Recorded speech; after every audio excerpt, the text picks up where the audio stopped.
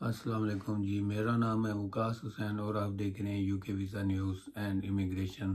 तो आज की इस वीडियो में कुछ बैड न्यूज़ आई हैं जो आपके साथ शेयर करने जा रहा हूँ। जो लोग यूके के अंदर 3 साल 2 साल से रह रहे थे उनके लिए भी बैड न्यूज़ है, या जो लोग यूके के अंदर आ रहे हैं वीज़ा बाय करके उनके लिए भी बैड न्यूज़ है।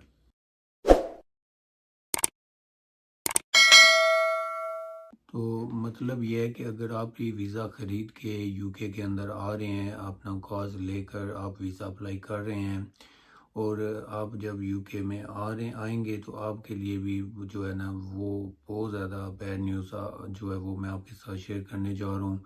तो आपने वीडियो ज़रूर ये देखनी है एंड तक। वो बहुत ज़्यादा इंफॉर्मेटिव और हेल्पफुल वीडियो है। इस वीडियो में बहुत ज़्यादा पॉइंट्स आए हैं जो आपके साथ अपडेट करने जा रहा हूँ।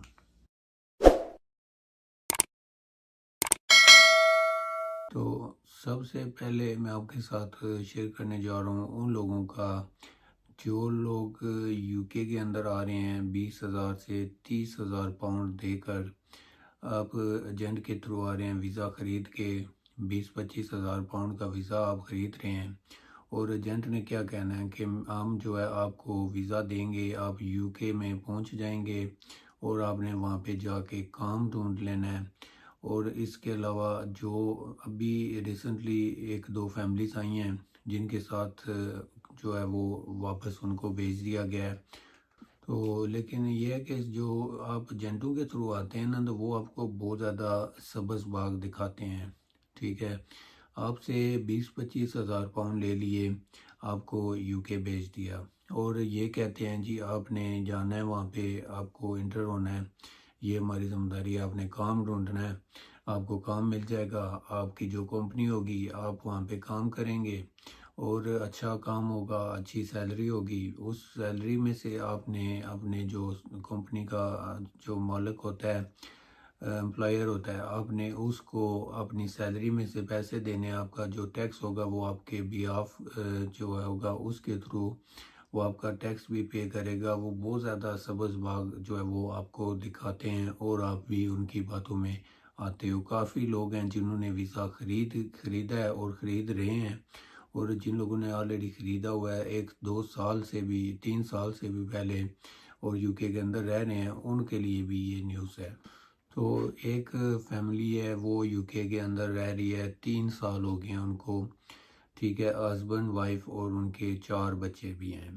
तो वो आए थे यूके में इसी तरह वीज़ा लेके और उनका जो कंपनी का लाइसेंस था यूके होम ऑफिस का वो हो गया ख़त्म, वो हो गया रिमूव। तो अगर उनके पास लाइसेंस नहीं है तो कंपनी को बंद कर दिया जाता है। तो यूके होम ऑफिस को ऑटोमेटिकली पता चल जाता है ये चीज़ें जो हैं, ये बहुत ज़्यादा स्ट्रिक्ट हो चुके हैं रूल और कंपनी हो गई है बंद। जो कि 3 साल पहले जो फैमिली आई है और ये भी कह रहे हैं कि यूके में लोग आते हैं तो कंपनियां जो हैं वो उसमें तो काम करते ही नहीं हैं, लोग आगे पीछे काम कर रहे हैं और कंपनियां जो हैं वो कुछ बंद हो रही हैं। यूके होम ऑफिस ने जिन लोगों के कंपनी के कॉज लेटर थे वो भी अभी भी जो है ये रूल निकल रहे हैं कि अक्टूबर और नवंबर दिसंबर के जो कॉज लेटर हैं वो कुछ लोगों के अप्रूव्ड हुए हैं जो कि जेन्युइन कॉज हैं और कुछ लोगों के स्टिल डिले में जा रहे हैं। वो रीज़न यही है कि आपके जो कॉज लेटर है, जो आपकी कंपनियां हैं वो कंपनियां ठीक नहीं है, उनके लाइसेंस जो है वो उनके पास नहीं है या कोई डॉक्यूमेंट्स में कमी है या उनकी कंपनी में यूके होम ऑफिस को लगता है कि ये कोई गड़बड़ है। तो अगर ये यूके होम ऑफिस को ऐसा लगता है तो वो आपका कॉज डिले में जाएगा। तो जैसे यूके होम ऑफिस को पता चलता है कि ये कंपनी जो है ये वीज़े जो है सेल कर रहे हैं और यूके होम ऑफिस ने फ़ौरन जो है कंपनी का लाइसेंस रिवोल्व कर दिया है और अभी जो है बहुत ज़्यादा इन्वेस्टिगेशन हो रही है कंपनियों की और जिन लोगों के कॉस्ट जो है वो डिले में इसी वजह से जा रहे हैं कि कंपनियां जो हैं वो यूके होम ऑफिस बहुत ज़्यादा स्ट्रिक्ट हो चुका है। वो प्रॉपर चेक कर रहे हैं, वेरी डीपली चेक कर रहे हैं कि ये कंपनी जेन्युइन है भी है या नहीं, क्या ये बंदा यूके में आके बाकी लोगों की तरह आगे पीछे ही काम करेंगे या इसी कंपनी में आके काम करेंगे। तो अभी जिस कंपनी का लाइसेंस रिवॉल्व हुआ है तो यूके होम ऑफिस ने ये सीधा सीधा बोला कि आपकी कंपनी में जितने भी एम्प्लॉयर थे तो उनको 20 डेज़ के अंदर इस कंट्री को एग्ज़िट करना पड़ेगा। 20 दिन के अंदर छोड़ के जाना पड़ेगा बैक होम कंट्री में। और इसके अलावा आपको ये भी पता होना चाहिए कि जब आप यूके में आपका वीज़ा जो होता है वो आपने रिन्यू करवाना होता है तो वो आपको यूके होम ऑफिस से ईमेल आती है कि आपका ये जो वीज़ा है वो रिन्यू होने का टाइम आ चुका है रिन्यू। तो आपको वीज़ा रिन्यू करवाना पड़ता है। तो उसमें भी अगर आप वीज़ा स्विच करवाना चाहें तो वो भी करवा सकते हैं, तो वो आपको टाइम दिया जाता है। लेकिन अभी जो इन्होंने कंपनियों का लाइसेंस रिवोल्व किया है उसमें इन्होंने 20 डेज़ के अंदर बोला है कि जितने भी आपकी कंपनी के एम्प्लॉयर आए हैं यूके के अंदर और उस कंपनी में एक भी एम्प्लॉयर नहीं था जो वीज़ा उस कंपनी से निकले हैं, वो सारे के सारे लोग आगे पीछे काम कर रहे थे।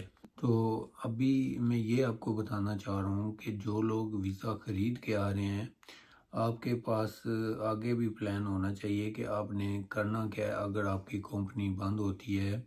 और एजेंट लोग जो है वो आपको सब्ज़ बाग तो दिखाते हैं, दिखाते रहेंगे और आपका ब्रांड जो है वो वाश करते हैं, लेकिन बात आपने अपने ऊपर लेनी है। वो यही है तरीका कि आपको क्या करना पड़ेगा आगे।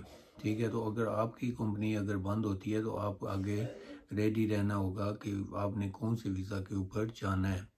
क्योंकि पहले ऐसा होता था कि अगर आपकी कंपनी बंद होती है तो वो 60 डेज़ के अंदर आपको टाइम दिया जाता है कि अपना वीज़ा स्विच कर सकते हैं, यूके में रह सकते हैं। लेकिन इस बार इस कंपनी को सिर्फ 3 वीक का टाइम दिया गया है कि 20 दिन के अंदर आपने कंट्री जो है वो एग्ज़िट करनी होती है। तो एजेंट लोग तो ये कहते हैं आपको कि आप जाएं, जाके काम करें, अपना टैक्स पे करें अपने एम्प्लॉयर के थ्रू, तो 5 साल जो है वो ऐसे गुजर जाएंगे। लेकिन आपको नहीं पता कि क्या ये कंपनी जो है 5 साल चलेगी भी या नहीं चलेगी। 1 साल के अंदर बंद हो जाए, 2 साल के अंदर बंद हो जाए, ये किसी बंदे को नहीं पता। हालांकि एम्प्लॉयर जो होते हैं उनको भी नहीं पता होता। ये अचानक ही कुछ ना कुछ स्कैम होती है और कंपनी जो है वो बंद हो जाती है। यूके होम ऑफिस जो है वो बहुत ज़्यादा स्ट्रिक्ट है, ये चीज़ आपने ऐसे ही नहीं समझनी। तो इसके अलावा ये है कि अगर आप सोच रहे हैं कि आपकी कंपनी जो है वो बंद हो गई है, आप डिफरेंट सेक्टर में काम कर रहे हैं डिफरेंट सिटी में, तो आपको कुछ भी नहीं होगा। आप कैश एंड हैंड काम कर रहे हैं, ठीक है, 50 पाउंड 60 पाउंड 40 पाउंड कमा रहे हैं एवरी डे। लेकिन उसमें ये आपको डर भी रहेगा और ये हकीकत भी है कि 5 साल के अंदर अगर आपको 5 साल तो बहुत ज़्यादा दूर की बात है, 1 साल के अंदर आप पकड़े जा सकते हैं और यूके होम ऑफिस जो है वो आपको सीधा जो है वो डिपोर्ट करेंगे। 10 साल के लिए आप बैन हो जाओगे, किसी भी यूरोप कंट्री में आप नहीं जा सकोगे। तो कंपनियां भी जो है ना वो भी बहुत ज़्यादा फ्रॉड करती हैं। जब आपका वीज़ा रिन्यू होने पे आता है तो आपको तो वो काम ही नहीं देते। पहली तो बात ये है, आप बाहर काम कर रहे हैं और कंपनियों को आपने बिहाफ टैक्स जो है वो पे करवा रहे हैं। काम आप बाहर कर रहे हैं, उस कंपनी के पास आपका काम ही नहीं था। तो आपका जब वीज़ा रिन्यू होने पे आता है, कंपनियां जो है ये वीज़े सेल करती हैं। ये आपने याद रखना, आपको पता है, जिसने वीज़ा ख़रीदा उसको पता है। और उसमें ये होता है कि आपका 3 साल के बाद जब वीज़ा रिन्यू होगा उसमें कंपनी जो है वो आपको दोबारा से कह सकती है कि हमने आपको अगर वीज़ा रिन्यू करवाना है तो हमें 20,000 पाउंड दें, 25,000 पाउंड दें, क्योंकि आप ऑलरेडी इतने पैसे लगा के आए हो, इतने पैसे कंपनी एजेंट को दे के आए हैं। तो वो कंपनियों को पता होता है कि कैसे जो है ना इनसे पैसे निकलवाने होते हैं। तो ये चीज़ आपने समझनी है, आपके लिए फ़ायदेमंद होगी कि अगर आप 20-25 हज़ार पाउंड दे के आ रहे हैं यूके के अंदर 30,000 पाउंड, तो वो पाकिस्तानी 80-90 लाख 1 करोड़ बनता है।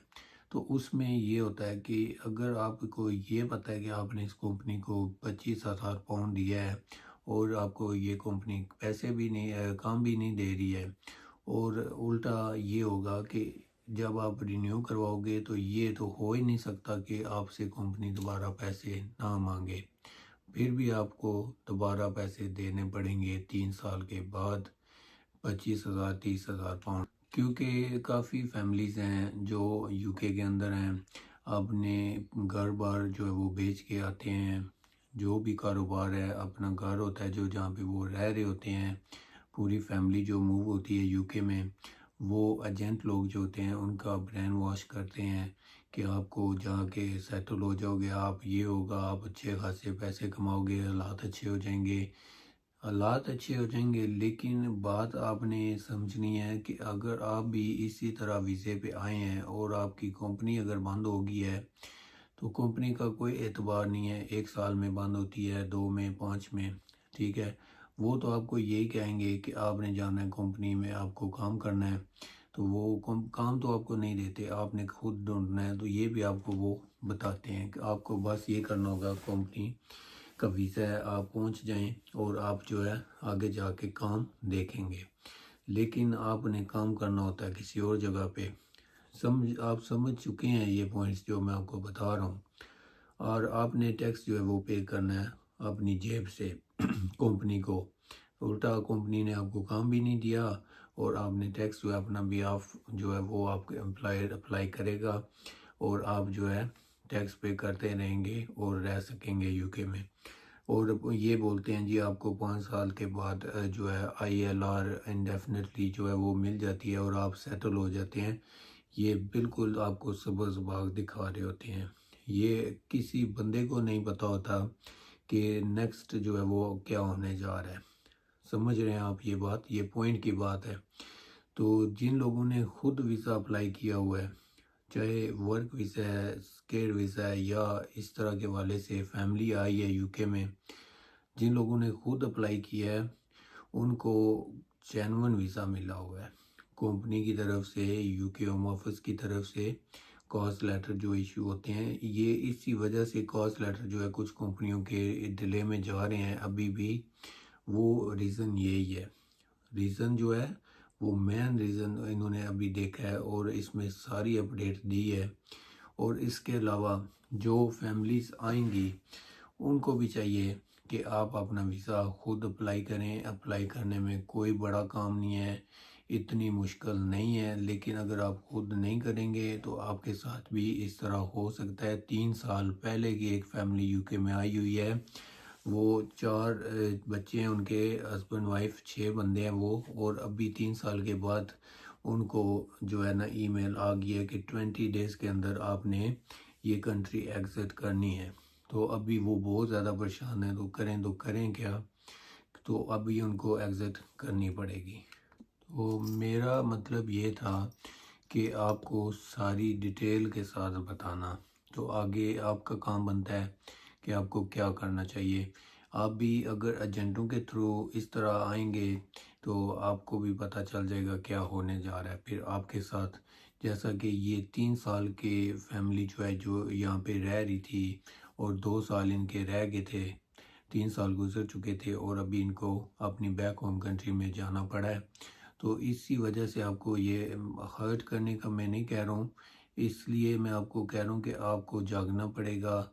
ये सारी चीज़ें आपको याद करनी पड़ेंगी, देखनी पड़ेंगी कि आपने करना कैसे है ये स्टेप। तो अगर आप एजेंटों के थ्रू भी वीज़ा लेते हैं, आपने 100% मेक श्योर करना है कि कंपनी जेन्युइन है। ये चेक हो जाती है यूके ऑफिशियल वेबसाइट के ऊपर। अगर आप नहीं चेक कर सकते तो मैं आपके लिए ये कर सकता हूँ, चेक करके आपको बता सकता हूँ कि आपकी कंपनी जो है वो जेन्युइन है नहीं है, उसकी क्या सूरत हाल है, रिक्वायरमेंट जो है उसके बारे में, उसकी रेटिंग कैसी है, इंस्पेक्शन जो होती है वो।